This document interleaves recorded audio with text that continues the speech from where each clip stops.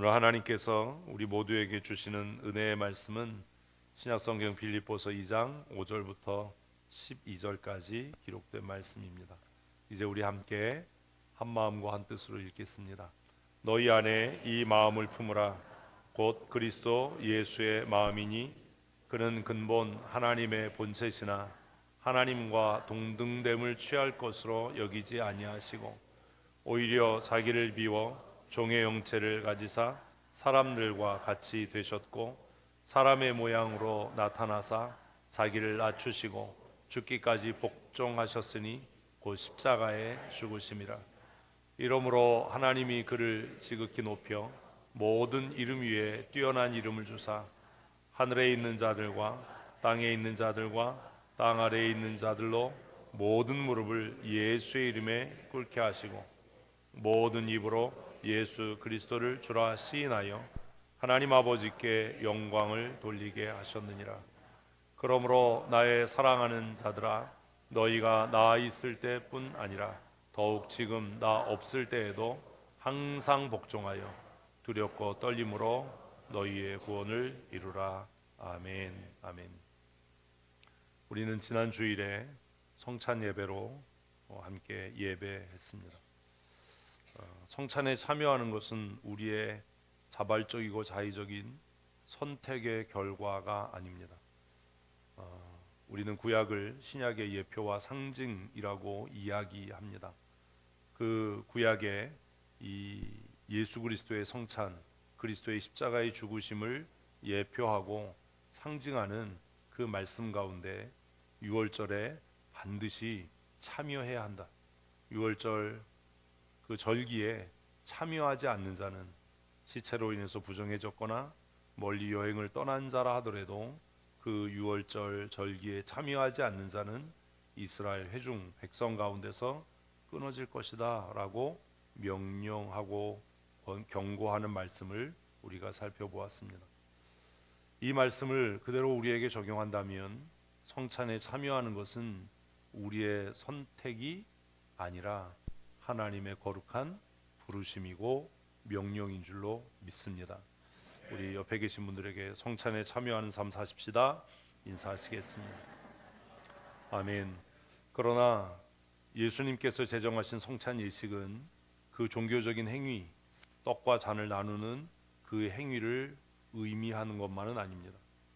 성찬에 참여할 때 우리 교회처럼 어떤 교회는 우리가 직접 담근 포도주와 또 떡으로 이렇게 참여하는 교회도 있고 또 시중에서 카스테라를 사서 하는 교회도 있고, 근데 저는 개인적으로 그건 좀 반대예요. 그리고 시중에서 파는 포도 주스를 가지고 성찬에 참여하는 교회들도 있지만 어떤 형태로 성찬 예식을 집례하느냐가 중요한 것이 아니라 성찬에 참여하라라는 이 명령과 말씀은 그리스도의 삶에 참여하라라는 말씀으로 이해되어야 한다라는 겁니다. 그리스도의 삶에 참여하는 삶, 성찬 예식에 참여해서 떡을 떼고 잔을 나누는 것이 성찬에 참여하는 것이 아니라 어디에 참여하는 것이라고요? 그리스도의 삶에 참여하는 것, 그것이 성찬에 참여하는 것입니다. 그렇다면 그리스도의 삶에 참여하지 않는 자는 백성 중에서 끊어지는 겁니다. 성찬 예식에 참여해서 떡을 떼고 잔을 함께 나눈다 하더라도 그리스도의 삶에 참여하지 않는 자는 그 안에 생명이 없고 영생에 이를 수가 없다라는 말씀으로 해석되고 적용되는 겁니다. 그리스도의 삶에 참여한다는 것, 그것을 구약 성경에서는 어떻게 표현했다고요? 어린 양의 고개를 먹는 것. 그 어린 양의 고기를 먹을 때에 무교병과 쓴나물과 함께 먹도록 명령해서 그리스도의 삶에 참여하는 것은 세상의 기쁨이나 쾌락이나 즐거움에서 멀어지는 것이고 내 자신의 만족을 위한 것이 아니라는 겁니다. 만일 여러분에게 자의적으로 선택해서 발효되지 않은 딱딱한 빵을 먹겠냐, 아니면 잘 부풀고 잘 발효된 푹신한 빵을, 달콤한 빵을 먹겠냐 선택해라라고 하면 누구도 딱딱한 빵을 선택할 사람은 예? 없을 겁니다. 여행을 다니다 보면 우리나라에 좀 기이한 현상이 저는 있다고 생각하는데, 그 동네마다 아, 유명한 빵집들이 하나씩 있어요. 그죠? 군산에도 빵집이 있고, 뭐 우리가 잘 아는 대전에도 빵집이 있고, 그런데 그 빵집마다 어떤 일이 있어요? 장사진을 칩니다. 이번에 여행 중에도 그 빵집에 가보려고 했는데 줄이 너무 길어서, 아니 무슨 빵 하나 먹겠다고 이거를 이렇게 서서 기다릴 일이 있겠나. 그래서 포기를 했어요. 짜장면집 가니까 거기도 한 2시간 기다리라고 그러더라고요. 네, 거기는 포기는 안 하고 대기 명단 받아놓고 딴 일 하다가 2시간 후에 연락 와서 가서 짜장면 먹었는데 맛이 어땠을까요? 짜장면 맛이에요. 짜장면이 짜장면 맛이지. 그래서 제가 이걸 먹으면서 야, 이거 2시간 줄 서서 먹었으면 정말 억울했겠다. 혼자 속으로만, 주인 또 상처받으니까. 누구도 발효되지 않은 무교병을 취해서 먹을 사람은 없을 겁니다. 그래서 예수 믿는 게 쉬운 일이 아닙니다. 교회는 다닙니다. 성도라는 이름은 갖고 있습니다. 그런데 정말 수없이 많은 사람들이 어디에 참여하지 않는 거예요? 그 무교병에 참여하지 않는 겁니다. 예배도 무엇을 위해서 해요? 자기 기쁨과 자기 만족을 위해서 합니다. 그래서 예배 끝나고 나서 시큰둥한 표정으로 나 요새 예배가 재미가 없어. 나 요새 예배가 별로 기쁘지 않아. 뭔가 처음부터 잘못된 겁니다. 예배는 내가 기쁘고 만족스럽기 위해서 하는 것이 아니기 때문입니다. 또 그 이야기를 듣고 우리 무슨 대책을 세우자, 그럼 예배를 어떻게 좀 기쁘고 즐겁게, 이 사람도 미친 사람입니다. 처음부터 뭐가 잘못된 겁니다. 무교병에 참여하는 일이 어떻게 기쁘고 즐거운 일일 수 있고 내 만족을 위한 일이 될 수 있겠습니까? 무교병뿐인가요? 한 걸음 더 나가서 뭘 먹으래요? 쓴나물을 먹으라고 이야기합니다. 예수 믿는 삶은 어쩌면 자발적으로 쓴나물을 먹는 것 같이 자발적으로 고난에 참여하는 일입니다. 자발적으로 고난에 참여하는 성도로 사십시오. 아멘은 하지만 지금 여러분이 당하는 고난의 99.9%는 여러분이 잘못해서 당하는 고난이지 자발적으로 참여하는 고난은 아닙니다.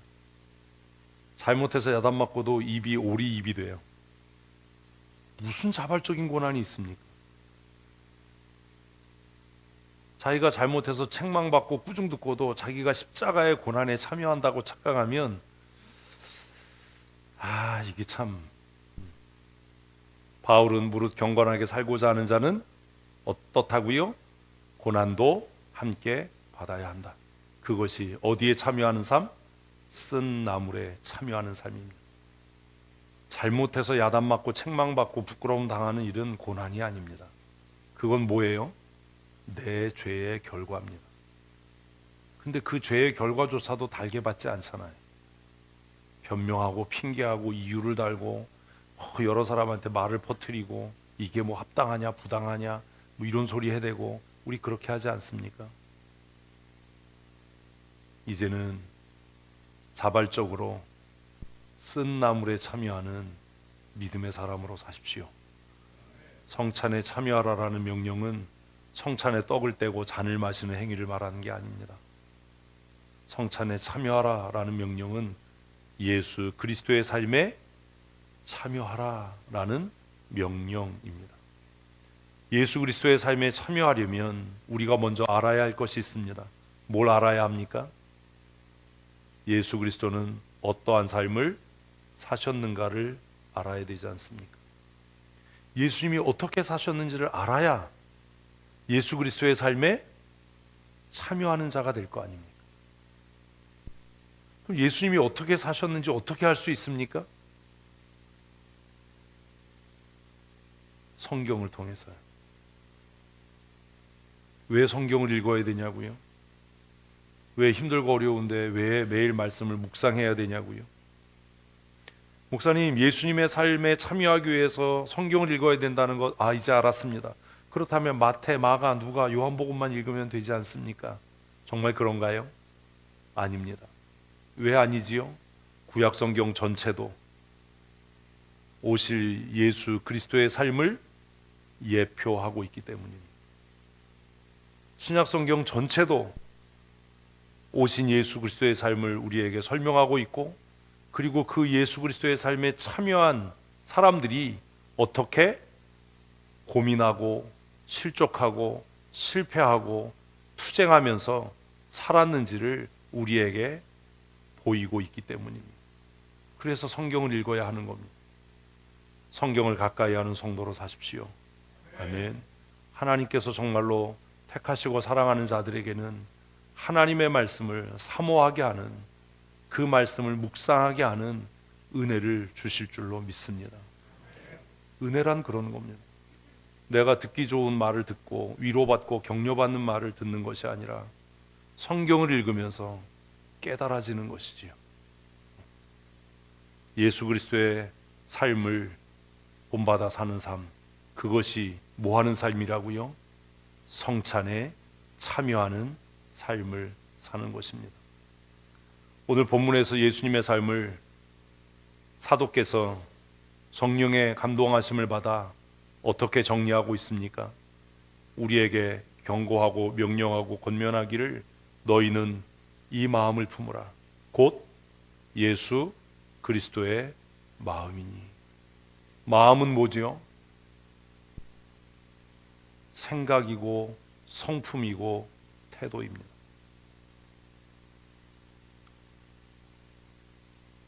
마음은 생각이고 그의 성품이고 그의 태도입니다.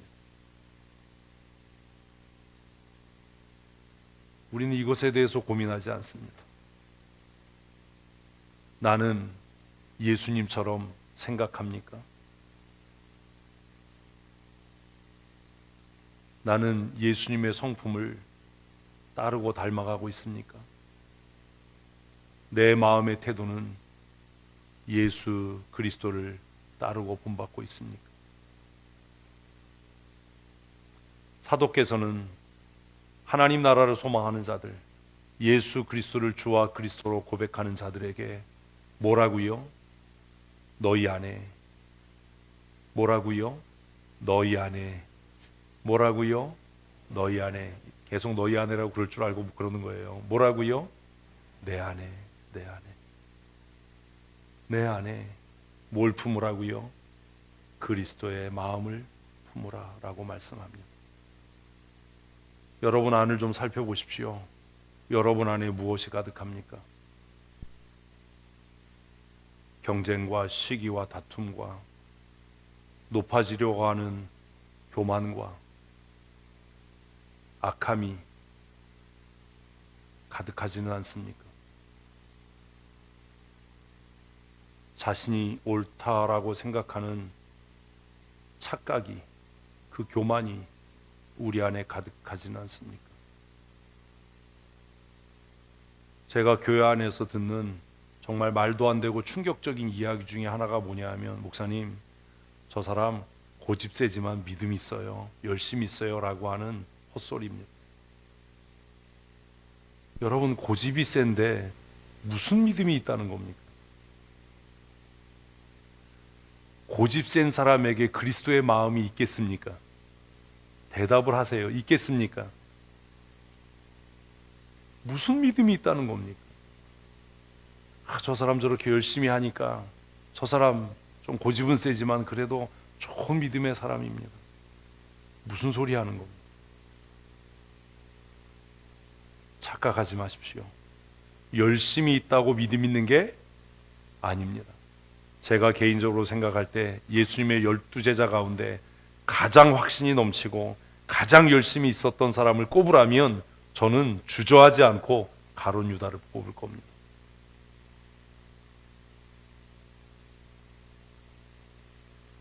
누구의 말에도 자신의 생각과 뜻을 굽히지 않는 사람.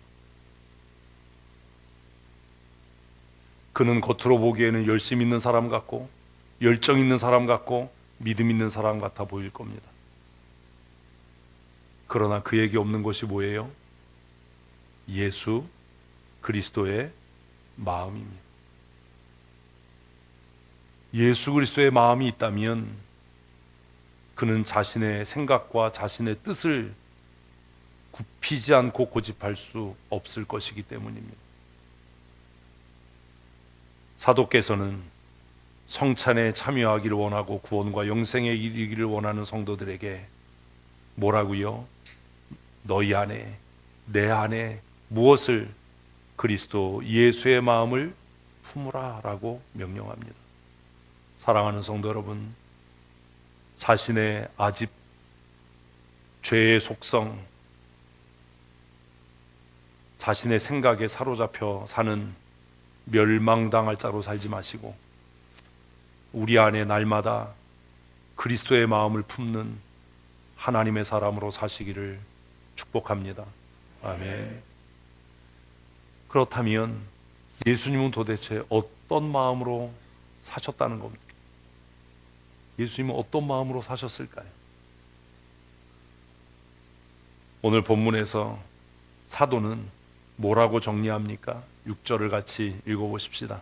그는 근본 하나님의 본체시나 하나님과 동등됨을 취할 것으로 여기지 아니하시고. 예수님은 어떤 분이에요? 하나님과 동등된 분입니다. 그래서 우리는 하나님을 삼위일체, 성삼위일체 하나님이라고 부릅니다. 하나님과 영광과 존귀와 그 존재가 동등하신 예수 그리스도께서 어떤 마음을 가졌다고요? 하나님 아버지와 동등한 권리를, 동등한 위치를, 동등한 영광을 취하는 것을 포기하셨다라는 겁니다. 불편하지만 제가 한 가지 여러분에게 묻겠습니다. 한 교회 안에서 그 교회를 담임하는 담임 목사와 동등한 권세를 가진 사람이 있습니까? 크게 대답하십시오. 있습니까? 그런데 왜 동등되려고 합니까?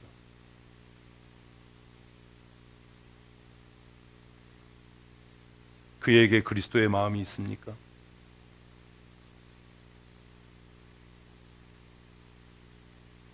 한 노회 안에 노회장과 동등한 권한을 갖고 있는 사람이 있습니까? 한 총회 안에 총회장과 동등된 권한을 갖고 있는 사람이 있습니까?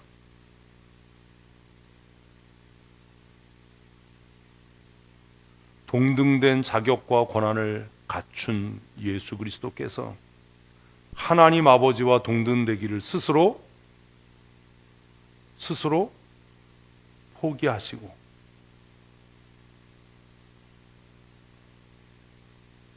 그 권위에 복종하는 삶을 사셨다면 동등되지 않는 위치에 있는 우리는 어떠한 삶을 살아야 하겠습니까?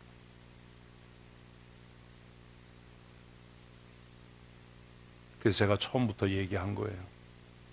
순종하기 싫으면 나가서 개척해라. 네가 담임 목사 해라. 그러면 누구도 너의 권세와 권위에 동등될 자가 없으니.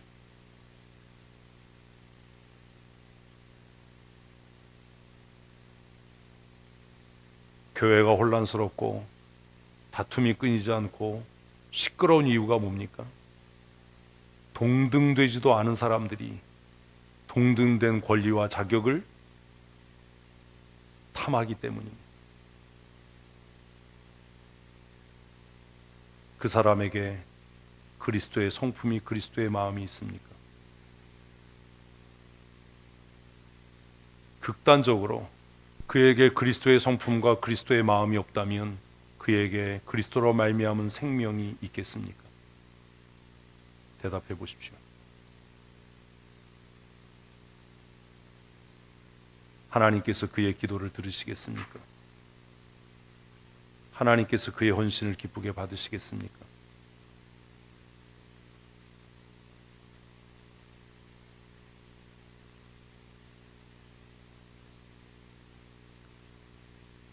예수님은 하나님이십니다. 아멘. 하나님은 성삼위로 존재하십니다. 그래서 성부 하나님과 성자 예수 그리스도와 성령 하나님이 동일한 권세, 동일한 영광, 동일한 능력을 갖고 계십니다. 그러나 예수 그리스도께서는 스스로 자신의 영광을 포기하시고 스스로 자신을 낮추어 하나님 아버지와 동등됨을 취할 것을 여기지 아니하셨다라고 말씀합니다. 새해에도 우리는 주일학교 교사 팀장, 진장들을 세울 겁니다. 여러분보다 나이 어린 사람이 팀장이 되기도 하고 늦게 교회에 등록한 사람이 팀장이 되기도 하고 어린 친구가 주일학교 교사가 되고 또 나보다 신앙의 연륜이 짧은 사람이 진장이 되기도 할 겁니다. 그러나 그 임명이 적법한 절차에 의해서 이루어졌다면 우리가 가져야 할 마음은 무엇입니까? 그와 동등될 마음을 갖지 않는 겁니다. 아멘이 힘드시지요?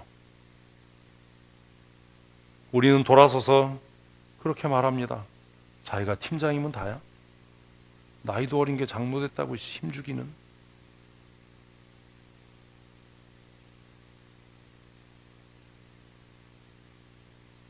지가 권사면 다야? 지가 집사면 다야? 억울하면 권사 되십시오. 억울하면 장로 되십시오. 그러나 여러분이 우리 교회에 있는 한 죽었다 깨내도 못 되는 게 하나 있는데 당회장이 못 됩니다. 그러니 까불지 말고 덤비지 마십시오. 웃으면서 얘기할 때 조심하십시오. 아무리 그 사람이 허술해 보이고 부족해 보이고 못나 보여도 나이 어린 팀장들을 무시하지 마십시오. 젊은 집사, 젊은 권사라고 얕잡아 보지 마십시오. 믿음이 연약하다고 해서 장로를 가볍게 대하지 마십시오. 사람이기 때문에 실수할 수도 있고 좌절할 수도 있고 낙심할 수도 있습니다. 그러나 우리가 품어야 할 그리스도의 마음은 그와 동등되는 것을 스스로 포기하는 겁니다.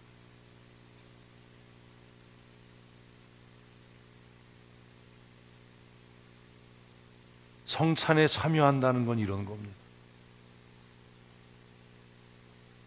그리스도의 마음을 갖는다는 건 이렇게 시작하는 겁니다. 예수님께서는 하나님과 동등된 분이시지만 한 걸음 더 나아가서 오히려 자기를 뭐해서? 비워서 뭐가 되셨다고요? 종이 되셨다고요. 제가 여러분에게 묻습니다. 우리 교회에서 저의 종으로 신앙생활 하겠다고 다짐하신 분이 계신가요?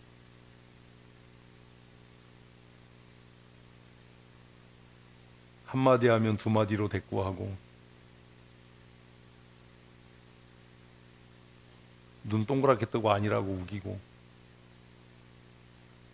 하지 말라는 일은 더 열심을 내서 하고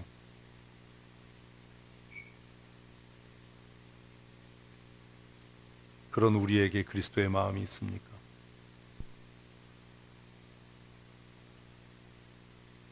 적어도 앞에서는 아니라고 하다가도 이런 거 나가서 얘기하지 마라, 이런 거 하지 마라라고 하면 그걸 지켜야 종 비슷한 거 아닙니까?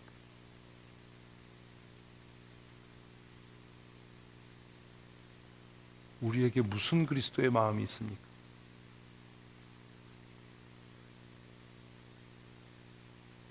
예수님은 하나님과 본질적으로 동일한 분이시지만 그가 스스로 자기를 비우고 낮춰서 종의 형체를 가지시고 뭐가 되셨다고요?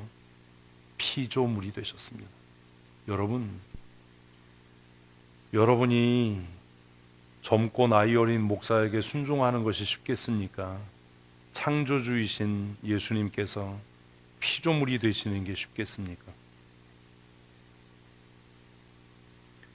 제가 은퇴하고 나면 훨씬 젊은 목사님이 오실 겁니다.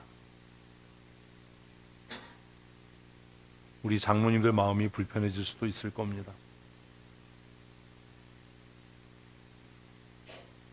젊은 목사가 뭘 안다고? 그런 마음이 들 때 이미 망한 겁니다.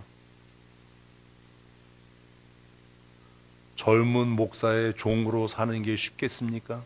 창조주이신 하나님이 피조물인 인간의 모습으로 이 땅에 오는 게 쉽겠습니까?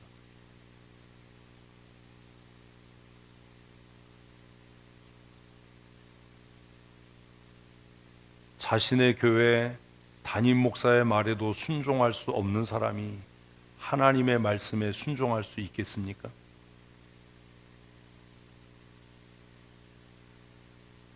자기 교회 담임 목사도 신뢰하지 못하는 사람이 눈에 보이지 않는 하나님의 말씀에 복종하고 순종하고 신뢰하는 삶을 살 수 있겠습니까?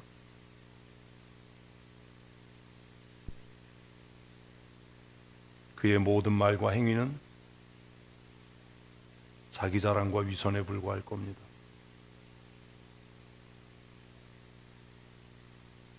그래서 성경은 너희가 눈에 보이는 형제를 사랑하지 않으면서 어떻게 눈에 보이지 않는 하나님을 사랑한다라고 말할 수 있냐?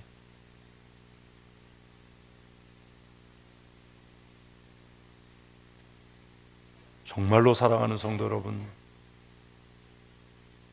새해를 우리가 준비하면서 우리가 마음에 굳게 결심해야 할 일은 그리스도의 삶에 참여하는 것입니다. 그리스도의 삶에 참여하기 위해 내 생각을 비워야 합니다. 예배당 들어올 때는 세상의 모든 계급장 다 떼고, 이 얘기도 한 1000번쯤 했어요. 내가 소중하게 여기고 자랑하는 모든 것들을 다 내려놓고 예수님께서 스스로 피조물이 되셨듯이 가장 낮은 자세로, 가장 낮은 마음가짐으로 죽게 나와야 합니다. 그런 자에게 하나님께서 충만한 은혜를 주실 겁니다.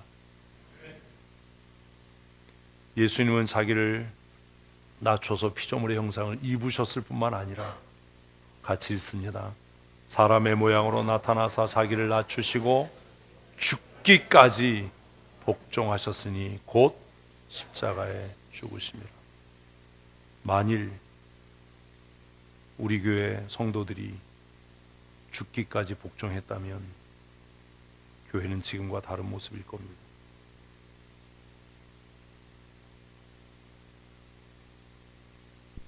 죽는 건 제가 요구도 하지 않잖아요. 그냥 우스갯소리로 뭐 하자고요? 몰라요? 팥으로 매주 쓰자고. 한 2000번 얘기했는데 뭐 하자고요? 팥으로 매주 쓰자고 해도 안 할 겁니다. 죽는 게 쉽겠어요? 팥으로 매주 쓰는 게 쉽겠어요? 죽는 게 쉽다고 우기죠.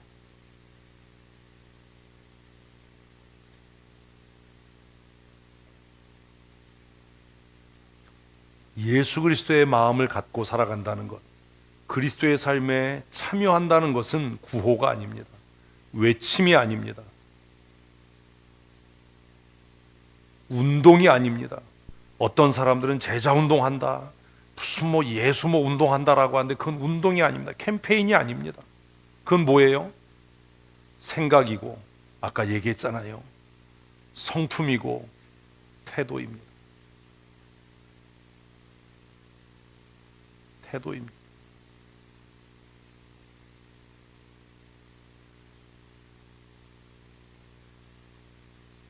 예수님께서는 자신을 비우시고 창조해 주신 그분이 피조물이 되기까지 자신을 낮추셨을 뿐만 아니라 어떻게 하기까지, 죽기까지 뭐 하셨다고요? 복종하셨습니다. 목사님, 내 생각은 목사님의 생각과 다릅니다. 그러나 목사님께서 그렇게 말씀하시니 내가 따르겠습니다. 아멘을 안 하네. 아멘. 이래야 되는 거. 이게 예수의 마음을 품은 사람입니다. 노회장 목사님 생각이 어떻습니까? 아, 그렇습니까? 내 생각은 노회장 목사님 생각과 다르지만 노회장 목사님이 그렇게 생각하시면 제가 그렇게 하지요. 왜요? 그가 노회장으로 있는 동안에는.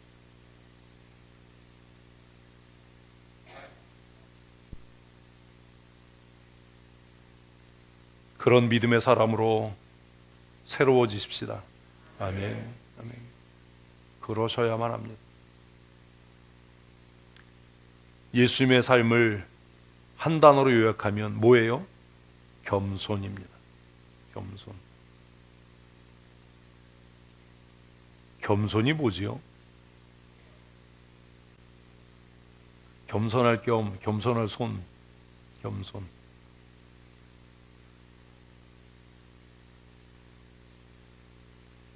겸손이란 말이 뭡니까? 성경에서 말하는 겸손이란 말의 뜻이 뭡니까? 세상에서 말하는 겸손의 의미가 뭡니까? 목사님 여기 앉으세요. 목사님 뭐 상석에 앉으세요. 좋은 자리에 앉으세요.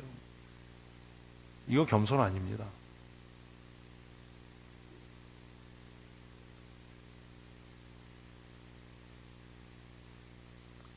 지난주 중에 제 생일이 있다고 오늘 또 점심시간에 뭐 케이크를 갖다 놨더라고요. 떡집에서 케이크 보냈다고. 뭔 놈의 생일을 일주일 내내 해요. 일주일 내내 케이크만 퍼먹고 살아요. 지금 냉장고에도 케이크 있어요, 집에. 근데 웃기는 게 뭔지 아세요? 들어온 것보다 나가는 게 더 많다는 거예요. 이건 뭐지 이건? 생일 잔치상을 차려주고 제가 나타나면 뭐 앉아있다 자리에서 일어나고, 이게 겸손이 아닙니다.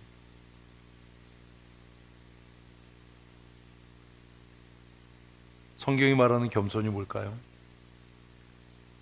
성경이 말하는 겸손은 하나님 앞에서 같이 읽습니다. 시작. 이게 겸손이. 하나님 앞에서 뭘? 자신의 존재를 깨닫. 이게 겸손의 출발이에요. 여러분이 왜 겸손해지지 못하는지 아세요? 이게 안 되는 거예요. 하나님 앞에 나는 어떤 사람인가? 우리 조금 아까 찬양했습니다. 뭐라고 찬양했어요? 나는 아무것도 아닙니다. 아닙니다.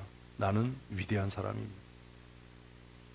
나는 아무것도 못한, 아닙니다. 나는 모든 걸 할 수 있는 사람입니다.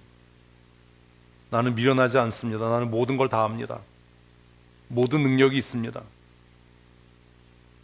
그래서 뭐 하려고 하면 그렇게 하는 거 아니고 이렇게 해야 되는 거라고. 우리 그렇게 합니다.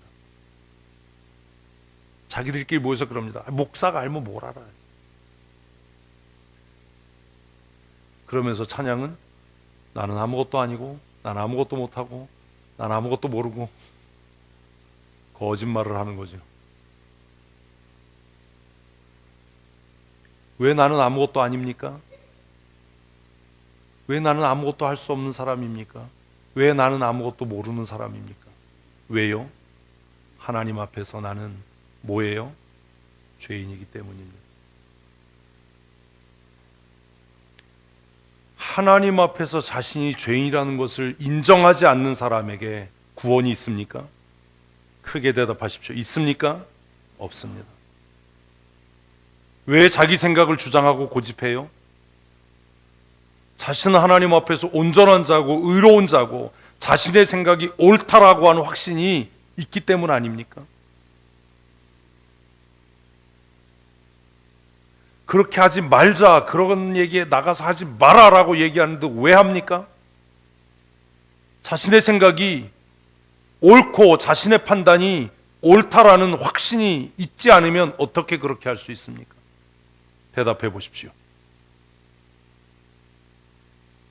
내 생각이 틀릴 수도 있고 내가 잘못 선택한 것일 수도 있다라고 생각한다면, 한 번이라도 그렇게 생각한다면 그렇게 할 수 있겠습니까? 저는 늘 망설여요. 늘 주저해요. 늘 두려워요. 왜요? 내 마음에 품은 생각과 뜻이 하나님의 뜻과 다를까 봐요. 늘 물어요. 이게 옳으냐? 이게 정말 하나님이 원하시는 거냐? 그래서 늘 기도해요. 왜 매일 성경을 읽습니까? 나를 신뢰할 수 없기 때문입니다. 내 마음속에서 떠오르는 생각이 이게 하나님의 뜻인지 내 욕구이고 욕망인지 내가 확신할 수 없기 때문입니다. 그래서 매일 성경을 읽습니다. 매일 책상 앞에 앉아서 기도합니다. 매일 탄식합니다. 아, 나는 왜 이렇게 미련할까? 왜 이렇게 공고할까? 왜 이렇게 무능할까? 나는 왜 주저하고 망설이고 두려워할까? 그러다가 너무나 자기 자신에 대해서 확신이 찬 사람을 보면 혼란스럽습니다. 저 사람은 어떻게 저렇게 확신할까? 어떻게 저렇게 용감할까? 무엇이 저 사람을 저렇게 대담하게 할까? 여러분은 정말로 하나님 앞에서 내가 죄인이라는 것을 인정하십니까? 죄인이라는 말이 뭡니까? 교리적으로 딸딸딸 외웁니다. 아무 의미 없습니다. 내가 하나님 앞에 죄인입니다를 우리 개혁신앙에서는 뭐라고 이야기합니까? 전적 부패요. 전적 무능이요. 전적으로 부패하고 전적으로 무능한 사람이 어떻게 자기 생각과 자기 주장을 그렇게 담대하게 고집할 수 있습니까? 왜요? 왜 그렇게 할 수 있어요? 그는 전적으로 부패하지 않았기 때문입니다. 그는 전적으로 완전하고 전적으로 완벽하고 전적으로 지혜롭기 때문에 자신의 생각이 옳다라고 끝까지 주장하고 고집하는 것 아닙니까?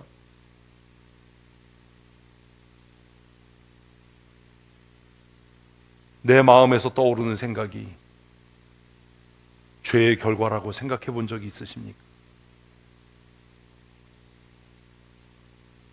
왜 우리가 다투고 싸우지요? 내 생각이 정의고 내 판단이 정의롭다라고 확신하기 때문 아닙니까?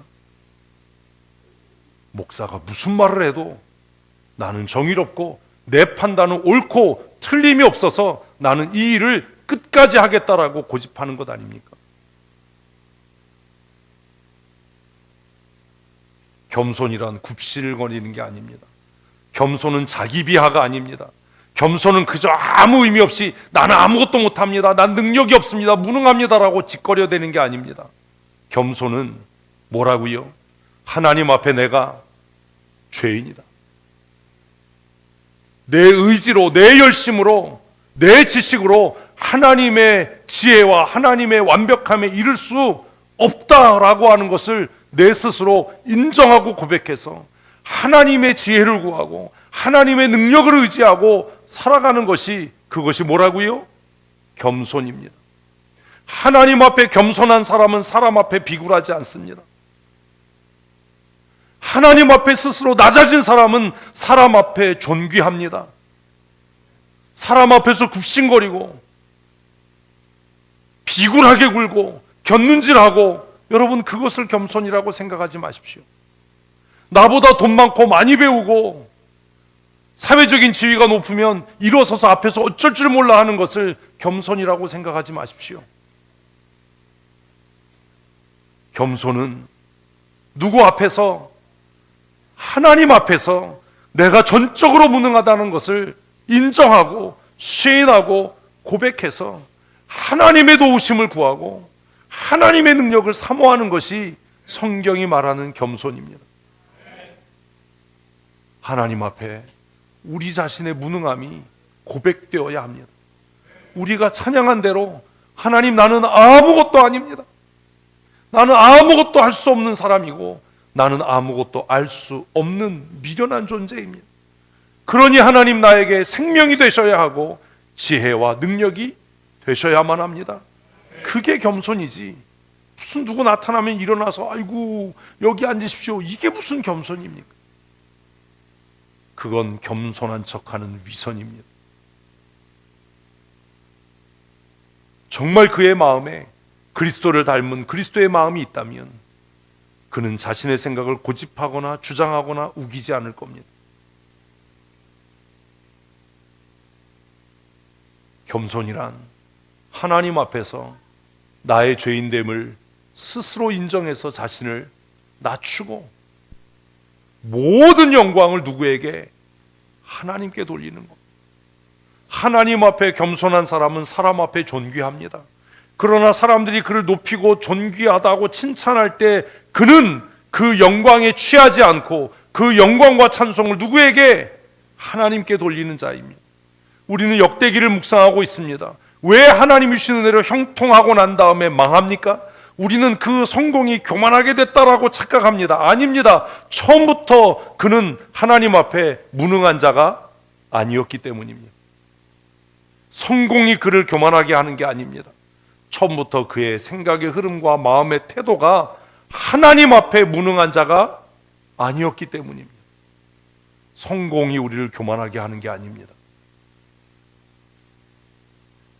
겸손이란 하나님과의 관계 속에서 자신을 올바르게 인식하는 마음가짐과 태도와 성품입니다. 사람들이 아무리 자기를 높이고 칭찬한다 하더라도 내가 하나님 앞에 죄인이고 내가 하나님 앞에 무능한 자라면 그는 그 칭찬과 그 명성으로 인해서 교만해질 수 없습니다. 하나님과의 관계 속에서 내가 죄인으로 하나님의 은혜로 대속함과 구원함을 입었다는 것을 확신한다면 누가 비난하고 정죄한다고 해서 그는 자존감이 낮아지거나 헤어나올 수 없는 열등감에 빠지지 않을 겁니다. 겸손은 자기 비하가 아니고 겸손은 사람 앞에서 비굴해지는 비참함이 아니기 때문입니다. 하나님 앞에 겸손한 자는 사람 앞에 당당할 수 있고, 아멘. 하나님 앞에 겸손한 자는 사람 앞에 유능하기 때문입니다. 그러나 그 유능함이, 그 칭찬과 명성이 그를 넘어지게 할 수 없다는 거죠. 겸손이란 어디에서 출발한다고요? 하나님과의 관계에서 시작되는 겁니다. 믿지 않는 자들은, 세상에 속한 자들은 칭찬해줘야 자존감이 높아지고 인정해줘야 자존감이 높아진다고 이야기합니다. 거짓말입니다. 책망하고 꾸중하고 야단 맞아서 자존감이 낮아진다고 거짓말합니다. 그걸 믿으면 여러분은 하나님의 사람은 아닙니다. 자존감은 사람의 말이나 평가나 칭찬에 따라 달라지는 것이 아니라 우리의 자존감은 누구 앞에서? 하나님 앞에서 나의 어떠함이 결정하는 겁니다. 사랑하는 성도 여러분, 나는 용서받은 죄인입니다. 나는 하나님의 은혜로 누구도 이길 수 없는 가장 강력한 그리스도의 용사입니다. 나는 예수 안에서 세상이 감당할 수 없는 하나님의 사람입니다. 그러니 누가 비난하고 누가 정죄해도 나는 낙심하지 않습니다. 이게 자존감입니다. 누가 헐뜯고 누가 비방하고 누가 모함하고 누가 험담한다고 해서 내가 그런 사람이 되는 것이 아닙니다. 나는 예수 그리스도의 보혈의 공로로 죄사함을 입고 대속함을 받아 하나님의 자녀가 되는 권세를 누리는 하나님의 사람입니다.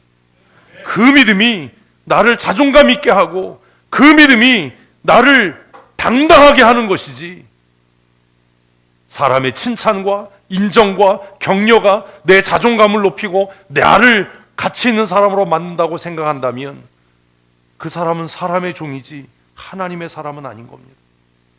착각하지 마십시오.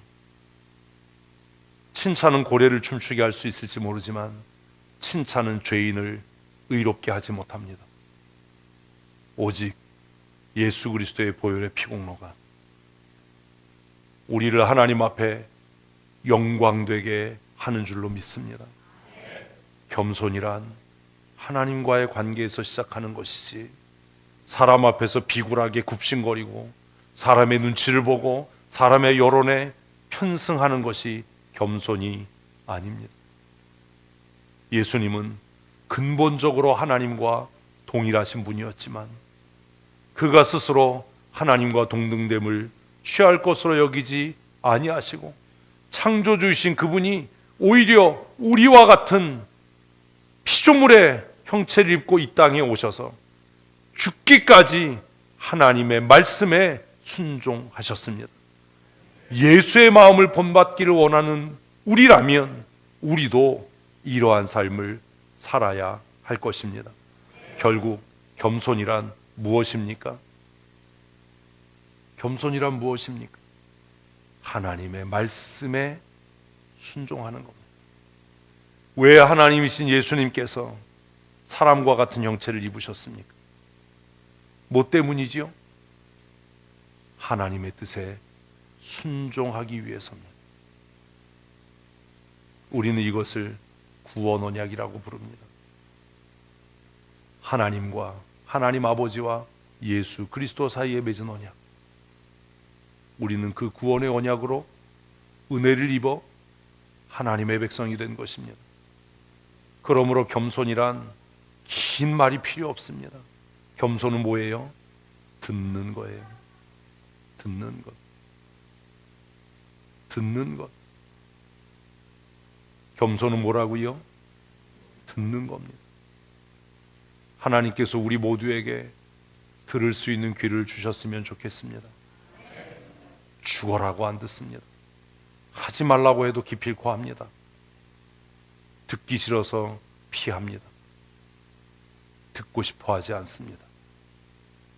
그에게 무슨 겸손이 있다는 겁니까? 듣고도 따르지 않습니다. 무슨 겸손이 있습니까? 결국 겸손이란 누구의 말씀을 듣고 하나님의 말씀을 듣고 그 말씀 앞에 내 생각을 복종시키는 겁니다. 그게 겸손입니다. 목사 앞에서의 겸손이란 그의 말을 듣고 내 생각을 그 말에 꺾는 겁니다. 끝까지 우기고 끝까지 말대답하고 끝까지 나가서 자신의 옳다라고 생각하는 행실대로 하는 그 사람의 행위에 무슨 겸손이 있습니까?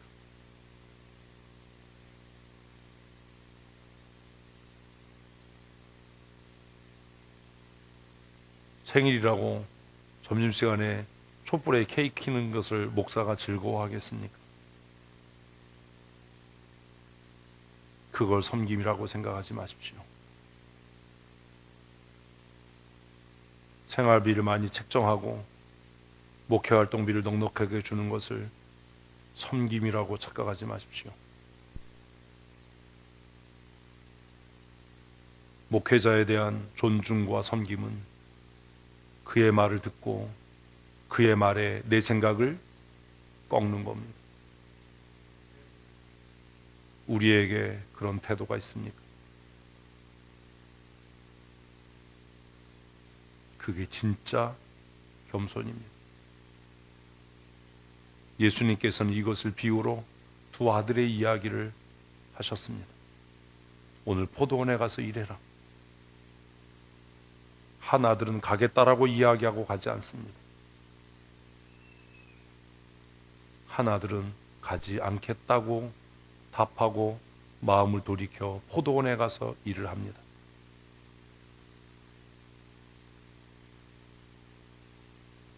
누가 그 아버지의 뜻대로 행한 아들입니까? 우리 교회 안에 겸손한 지도자가 있습니까? 우리 교회 안에 그리스도의 마음을 품은 하나님의 사람이 있습니까? 겸손이란 하나님의 말씀을 듣는 것인데 왜 듣지 않습니까? 내 스스로 의롭고 옳고 정당하다라고 착각하기 때문입니다. 내 생각이 정말 옳습니까? 내 판단이 정말 의롭습니까? 무엇으로 자신할 수 있습니까?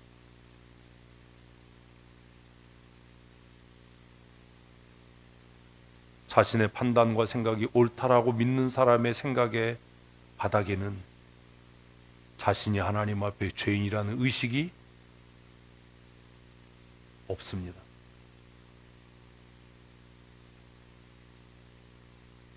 그러니 자신의 생각과 고집을 꺾지 않는 겁니다. 왜요? 의로우니까요. 왜요? 내 생각과 판단은 공의로우니까요. 내 생각이 정의로우니까요. 그러나 착각하지 마십시오. 우리 가운데 정의롭고 공의로운 사람은 한 사람도 없습니다. 우리는 다 하나님의 은혜에 기대 사는 사람들입니다. 말씀을 읽지 않고 말씀을 묵상하지 않고 읽으면서도 무슨 뜻인지 모르고 그 말씀을 따라 살지 않는 사람이 어떻게 하나님 앞에 정의롭고 공의로울 수 있습니까? 하나님이 세우신 권위에 복종하지 않는 사람이 어떻게 하나님 앞에 정의로울 수 있습니까? 하나님이 세우신 질서에 순응하지 않는 사람이 어떻게 정의로울 수 있습니까? 후배 목사님들이 가끔 저에게 목사님 이래야 되는 거 아니에요? 저한테 얘기합니다. 그럼 제가 웃으면서 그럽니다. 그럼 네가 노회장 해. 내가 할 일이 아니잖아요.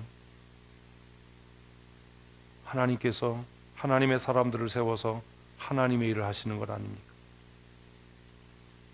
세움을 받은 그가 정의롭지 못하고 불의하다면 그것도 하나님께서 우리의 죄를 지적하시고 우리의 죄에 책임을 묻기 위해서 행하시는 것 아닙니까? 그것이 인정되는 게 하나님의 절대 주권을 인정하는 일 아닙니까? 말로는 하나님의 절대 주권을 이야기하면서 하나님이 세우신 질서와 권위에 복종하지 않는다면 그는 하나님보다 더 자신을 의롭다라고 생각하는 사람입니다. 그에게 무슨 예수 그리스도의 보혈의 공로가 필요하고 의미가 있겠습니까? 사랑하는 성도 여러분, 들을 줄 아는 하나님의 사람이 되십시오. 말하기보다 듣기를 속히 하십시오. 말하기보다 순종하기를 즐겨하는 믿음의 사람이 되십시다. 우리가 그렇게 살아갈 때 하나님께서 이런 큰 은혜를 우리의 삶에 주실 겁니다. 같이 읽습니다. 이러므로 하나님이 그를 지극히 높여 모든 이름 위에 뛰어난 이름을 주사. 여러분 한번 여러분이 살아왔던 삶의 시간들을 돌이켜 생각해 보십시오. 하나님이 세우신 권위에 순종하지 않고 하나님의 말씀대로 행하지 않은 사람이 존귀케 되고 인정받고 높아지는 것을 보신 적이 있습니까? 대답해 보십시오.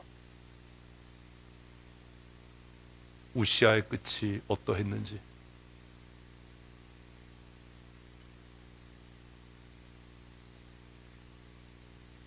자신의 생각을 굽히지 않고 자신의 고집대로 행한 사람들 가운데 존귀케 되고 영광스러운 삶을 산 사람이 있었는지를 생각해 보십시오.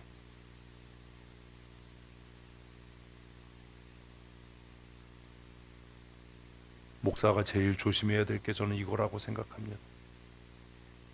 하나님께서 한 교회의 전권을 그에게 주셨다고 해서 그는 자신의 뜻대로 고집대로 행하면 안 되는 겁니다. 그건 제가 조심해야 될 일입니다.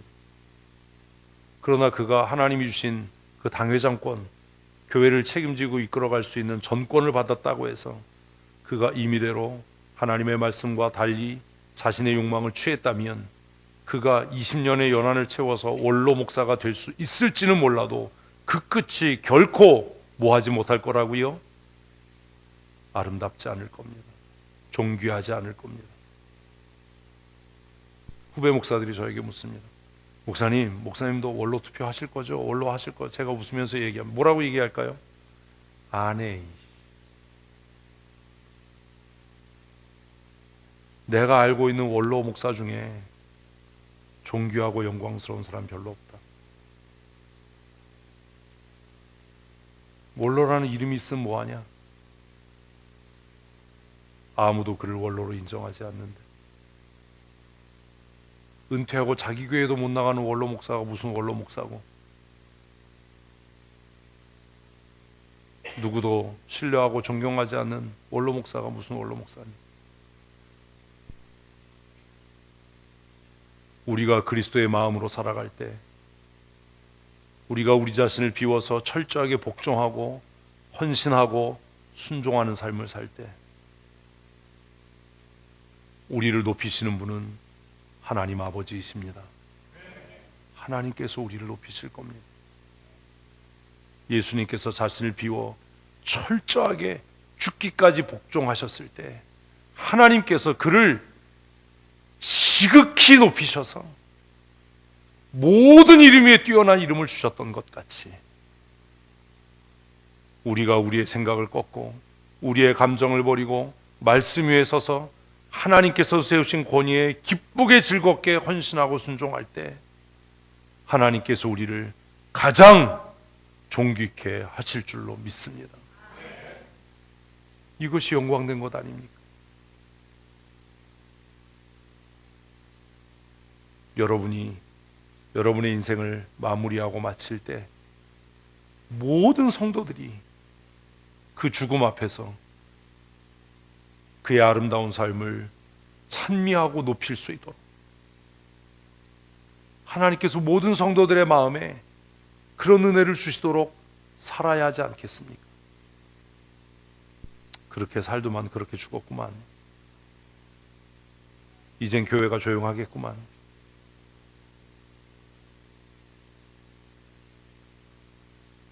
스스로 높아지려고 애쓰다가 스스로 비참한 삶의 끝을 맞이하는 어리석은 자가 되지 마시고 겸손하게 낮아지고 자신을 비워 복종함으로 누가 높이시는? 하나님께서 높이시는, 하나님께서 존귀케 하시는 그런 믿음의 사람으로 살아가십시다. 10절 같이 읽습니다. 하늘에 있는 자들과 땅에 있는 자들과 땅 아래에 있는 자들로 모든 무릎을 예수의 이름에 꿇게 하시고 아멘. 저는 믿습니다. 뭘 믿냐 하면 세상에 누구도 우리를 인정해 주지 않는다 하더라도 우리가 이 땅의 삶을 마치고 영원한 하나님 나라에 이를 때에 천군과 천사들이 먼저 앞서간 우리의 신앙의 선배들이 우리를 기쁨으로 맞이해 줄 줄로 믿습니다. 그거 바라보고 사는 것 아닙니까? 하늘에 있는 자들과 땅에 있는 자들과 땅 아래에 있는 자들이 다 예수 이름 앞에 무릎 꿇었던 것 같이 우리가 이 세상을 떠나 하나님 나라에 이를 때 죽음의 왕노릇했던 마귀를 짓밟고 천군과 천사들의 환영과 축하 속에 우리가 그 영광에 이르게 될 줄로 믿습니다. 그러니 이 땅에서 영광을 취하려고 애쓰지 마시고 우리 자신을 비워 하나님의 말씀에 귀를 기울이고 그 들려진 말씀에 순종하는 믿음의 사람이 되십시다. 앞으로 저와 10년을 함께 신앙생활을 하게 될지 어떻게 될지 저는 알 수 없지만 이제 오늘 2025년을 정리해가는 이 시점에 이 말씀을 통해서 우리 가운데 한 사람도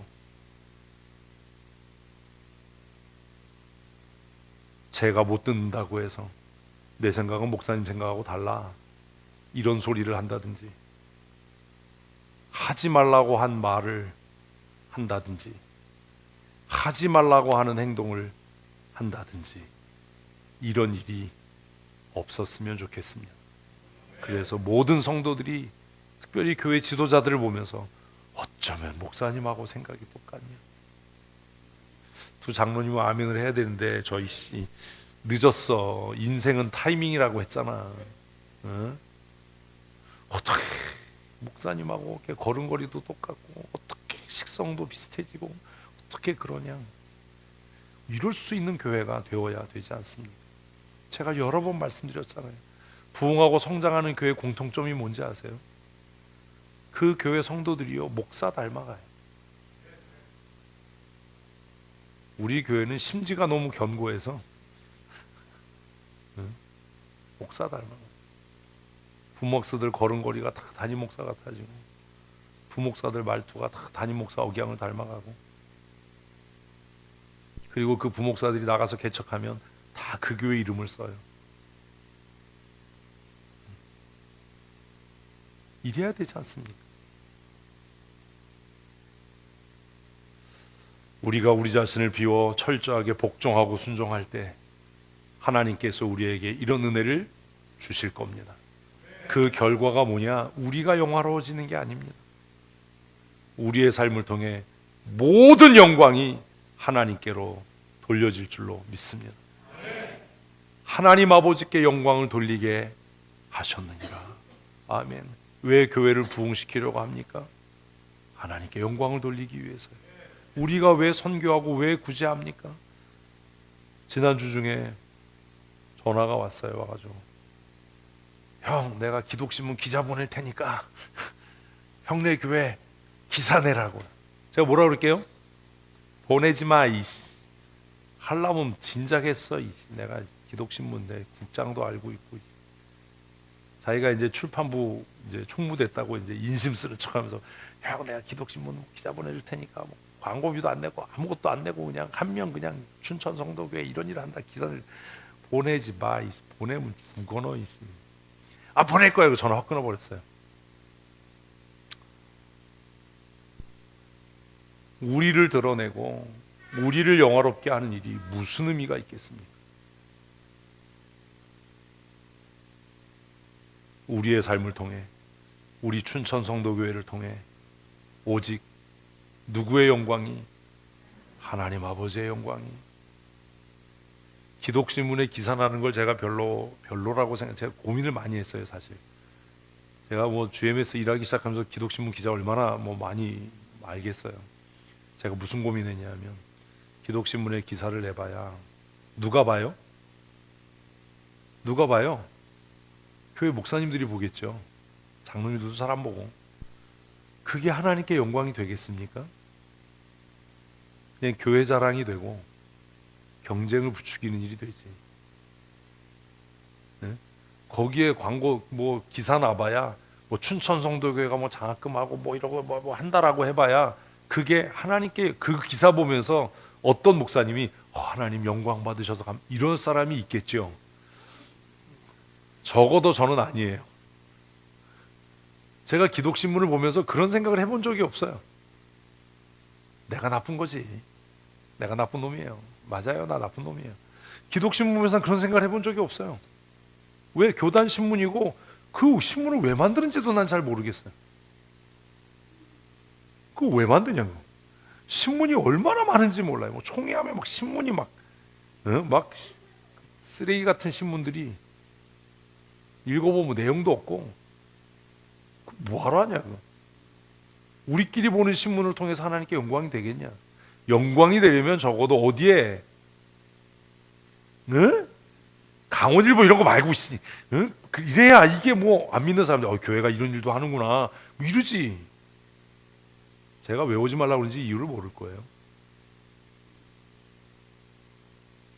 경쟁을 부추기고 우리 자랑을 하고 우리가 이런 일을 한다라고 뽐내는 것이 아니라 우리의 낮아짐을 통해 하늘에 계신 하나님께서 영광받는 삶을 살아가십시다. 그래야 되지 않습니까? 제가 그래서 교회에서 말씀드리잖아요. 뭐 하지 마라? 경쟁 좀 하지 마라. 다투지 마라. 누가 장로되고 누가 집사되는 게 뭐가 그렇게 중요하냐? 내가 장로되고 집사되는 것을 통해 하나님께서 영광을 받으시는 것, 이게 중요한 일이지. 내가 인정받고 내가 높아졌어, 내 존재감이 드러나서 그게 무슨 의미가 있다는 거니? 우리가 그리스도의 마음을 품고 살아갈 때, 우리가 성찬에 참여하는 자로 살아갈 때 하나님께서 우리의 삶을 통해 영광을 받게 되실 줄로 믿습니다. 믿지 않는 자들의 입을 통해서 하나님은 살아계시고 교회가 이 땅의 희망이다라고 하는 찬송과 영광을 하나님께 돌리게 될 줄로 믿습니다. 그런 교회를 만들어 가십시다. 그러기 위해 사랑하는 성도 여러분, 우리 안에 예수 그리스도의 마음을 품으십시다. 그래야 교회가 이 땅의 희망이고, 그래야 하나님께서 우리에게 은혜와 복을 주실 것이기 때문입니다.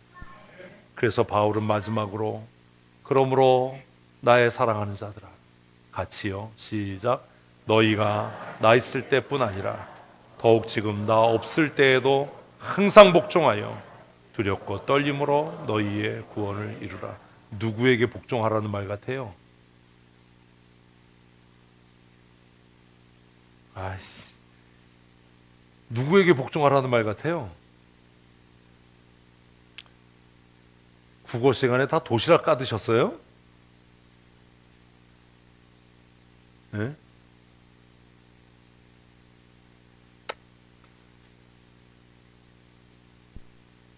바울은 내가 너희와 함께 있든지 내가 너희를 떠나 있든지 내 가르침을 듣고 지키는 자가 되라 라고 이야기하는 것 아닙니까? 그걸 통해서 뭐 하라고요? 뭐 하라고요? 너의 구원을 이루어가라. 여러분이 순종하고 복종하는 일은 여러분의 구원을 이루어가는 일이지, 여러분이 저보다 못한 사람이 되거나 무능한 사람이 되는 게 아닙니다. 아, 내가 뭔데 뭐 목사님 말을 들어야 되나? 목사님이라고도 안 그러지. 나도 여기에 전문가고 나도 뭐 할 줄 아는데. 어떻게 생각하십니까? 그 교만을 통해 여러분의 구원이 이루어질 거라고 생각합니까? 왜 그리스도 예수의 마음을 품어야 되느냐? 마지막 결론은 그리해야 우리의 구원을 이루어 갈 수 있기 때문입니다. 사랑하는 성도 여러분, 우리 안에 그리스도의 마음을 품으십시다. 성찬에 참여하는 자로 살아가십시다. 제가 여러 번 얘기했잖아요. 회의하고 막 논의해서 의견이 분분하다가도 담임 목사가 한마디 하면 그걸로 끝, 이런 교회가 돼야 된다. 그런데 20년 동안 그런 꼴을 못 봤네요. 제가 이제는 그러지 맙시다. 이해 안 되는 일을 제가 때로 요구한다 할 때 그게 말이 되냐, 우리 전문가에게 묻자, 이런 정신력 빠진 소리 하지 말고, 목사님 그거 기도하고 결정하신 겁니까? 그거 하나님께서 목사님에게 마음의 소원을 두시고 행하시는 겁니까? 라고 물으라고 얼마나 이야기했습니까? 이제는 그런 성도로 사십시다. 그래서 하나님께서 우리를 통해 영광을 받으시고, 아멘, 우리의 구원을 이루어가는 믿음의 사람으로 살아가십시다. 여러분과 함께 신앙생활을 할 수 있어서 저에게 이것이 가장 큰 은혜이고 복이었으면 좋겠고, 여러분들도 저와 함께 신앙생활하는 것이 여러분의 삶에 가장 큰 은혜이고 복이 되기를 소원합니다. 우리 옆에 분에게 마지막으로 한 번 더 인사하십시다. 그리스도의 마음을 품고 살아갑시다. 아멘, 아멘. 너희 안에 이 마음을 품으라. 곧 그리스도 예수의 마음이니 명령하신 말씀을 우리의 마음에 새겨 이제 내 생각과 내 고집대로 말하고 행하는 것이 아니라 오직 예수 그리스도의 마음으로 우리가 생각하며 말하고 순종하는 믿음의 사람으로 살겠사오니 주님 우리를 능력의 장중에 붙잡아 주시옵소서. 주님께서 붙들어 주시지 아니하시면 우리는 아무것도 아니고 아무것도 알 수 없고 아무것도 할 수 없는 무능한 죄인임을 잊지 않게 하셔서 날마다 하나님의 은혜를 사모하며 공급하시는 능력과 힘을 의지하여 하나님을 영화롭게 하는 삶 살아가게 하시고 세우신 권위에 복종함으로 우리의 구원을 두렵고 떨림으로 이루어가는 믿음의 사람으로 살게 하여 주시옵소서. 이 나라의 대통령을 권능의 장중에 붙드시고 우리 교단의 총회장 목사님을 성령으로 충만케 하시며 노회를 이끌어가는 노회장 목사에게 지혜와 명철과 능력을 더하여 주셔서 모든 교단 산하의 교회들이 평안하며 하나님이 주시는 부흥의 은혜를 누리게 하여 주시옵소서. 2026년을 기도하는 가운데 준비합니다. 세워지는 진장과 주일학교 교사들과 팀장들을 권능의 장중에 붙드셔서 자신의 생각과 자신의 열심으로가 아니라 하나님께서 공급하시는 은혜로 감당할 수 있도록 은총 더하여 주시옵소서. 교회의 머리가 되신 우리 구주 예수 그리스도의 크신 은혜와 예수 그리스도와 함께 모든 은혜와 은사를 사랑하는 주의 종들에게 풍성히 주시마 약속하시고 지금도 사모하는 종들에게 성령의 충만한 은혜와 위로와 능력을 더하시는 우리 아버지 하나님의 크고 놀라우신 사랑하심과 우리 가운데서 역사하시며 교통하시고 충만케 하시며 변하여 순종의 사람으로 하나님을 영화롭게 하는 믿음의 사람으로 살아가게 하시는 성령 하나님의 거부할 수 없는 강권적인 은혜와 역사하심이 오늘 주 앞에 나와 기쁨으로 예배하며 그리스도의 마음을 품고 살아가기로 다짐하는 사랑하는 주의 권속들 머리머리 위에와 우리 춘천 성도교회 위에 영원토록 함께 있을지어다. 아멘. 아멘.